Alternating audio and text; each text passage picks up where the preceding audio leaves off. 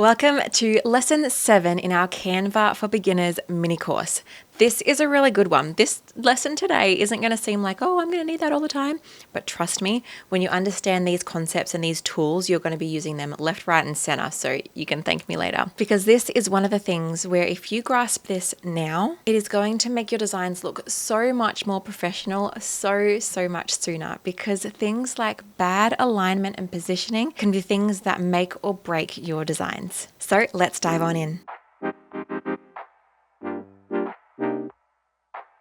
So welcome, I'm sure you know who I am by this point of the series, but if you have not, my name is Jackie and I'm a graphic designer and I love helping people like you, an everyday business owner who wants to take advantage of programs like Canva to grow your business and save money instead of having to hire a designer to do everything for you, but still look pro. And so this is part of a series I'm doing called Canva for Beginners. If you haven't watched the earlier lessons, I highly recommend doing that. I put them all in a playlist, which is linked in the description, and you can go through and watch it like a free mini course. You are welcome. And this is just a preview of the kind of stuff I teach in my course DIY Design My Biz, which is my entire course dedicated to helping everyday business owners grasp their brand's social media designs and pretty much any graphic that they're doing for their business on an everyday basis. So let's open up Canva. In here today, I have my blank design and I want to add in a few elements. If you've watched the previous lessons, I'm just going to actually hit R on my keyboard and it's going to insert a square for us.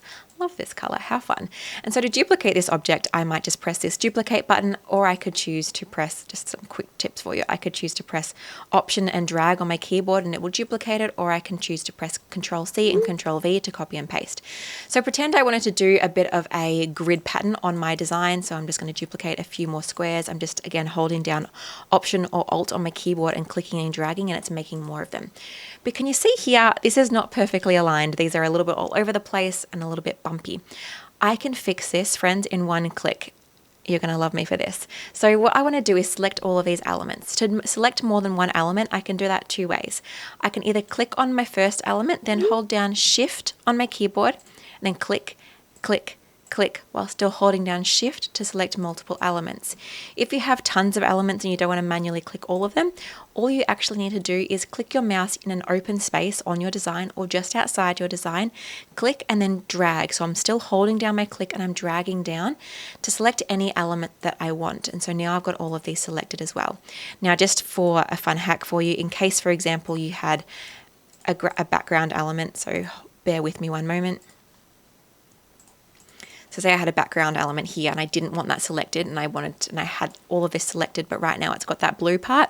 All I would need to do is hold down Shift and click on the blue and it would unselect that part, or I could press Shift and select it again. So Shift and select to select or unselect. Now I've got these elements selected. So I'm going to now go to position. This is our hero of the day. If I press position, I have a whole lot of options here to help me arrange these objects in a better way. Now stay tuned, because this video I'm going to go over all of these plus our layers to make sure that you can really properly actually work your way through a full Canva layout rather than feeling really stuck halfway because things just got a bit too messy or a bit too hard to arrange. Honestly, this is going to save you hours. I was doing this even today with a client of mine, a student of mine, and we were designing a workbook, and I'll show you some hacks that we're doing with her later. And she literally said to me, Jackie, you've saved me hours just from this quick session together. And that's what learning these hacks is going to do for you too. So I've got these elements selected and I can press this under space evenly. What I'm going to do is if I hit this tidy up option, Canva's going to look at all of these and think, this could definitely be arranged better. Let's tidy it up. And watch what happens when I click it. You ready? Can you see that? It's made perfect spacing between all of these, right?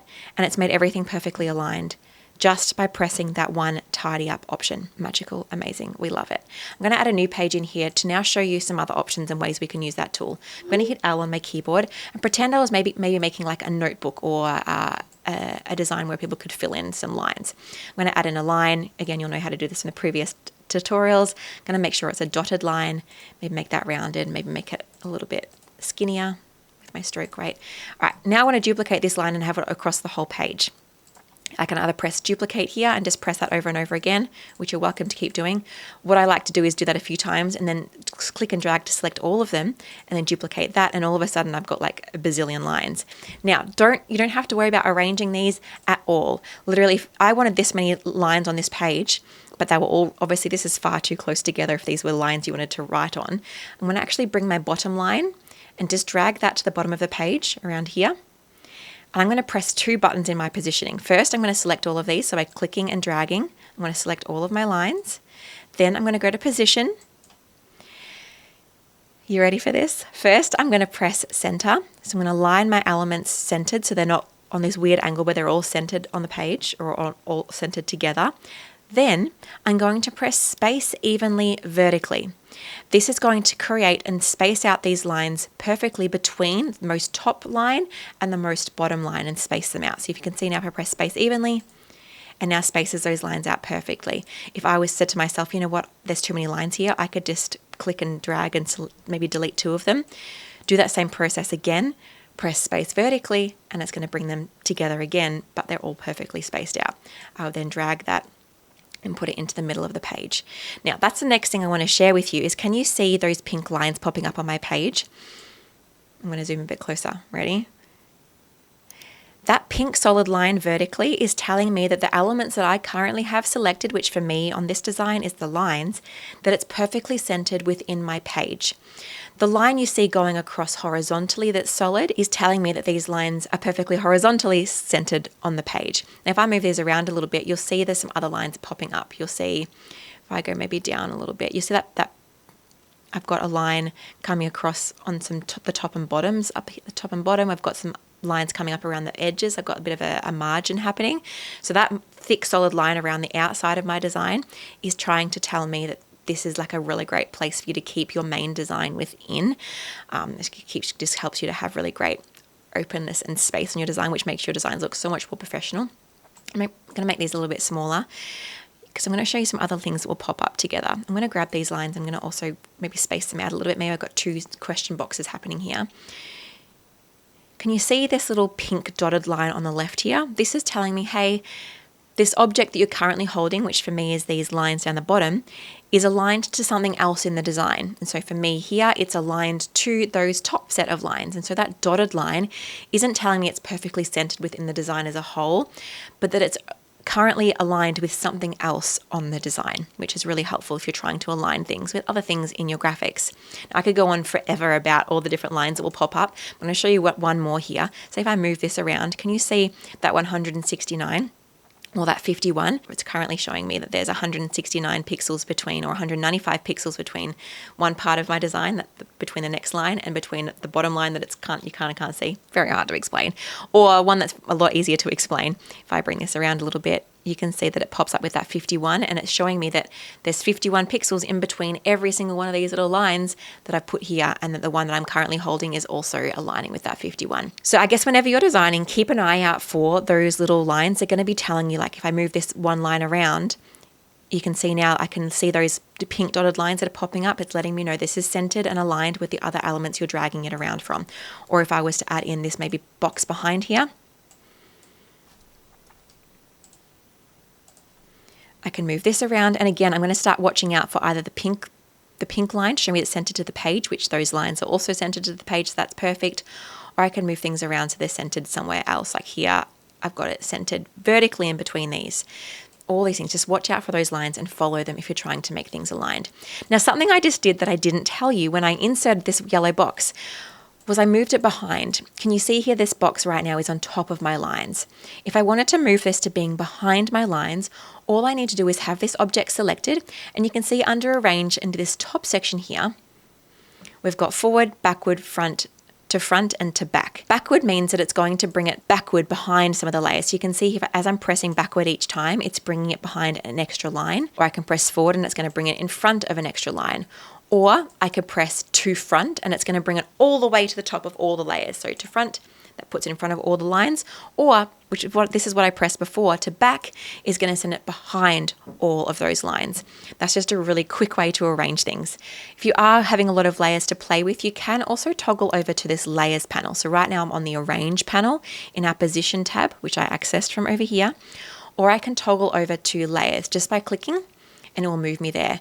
And what it's going to show me now is all the different layers inside this design. So you can see right now I've just got lots of lines, my yellow box, some more lines, and my background. So if I wanted to, I could actually click on this yellow box and drag it up if I wanted to move it in between some particular layers.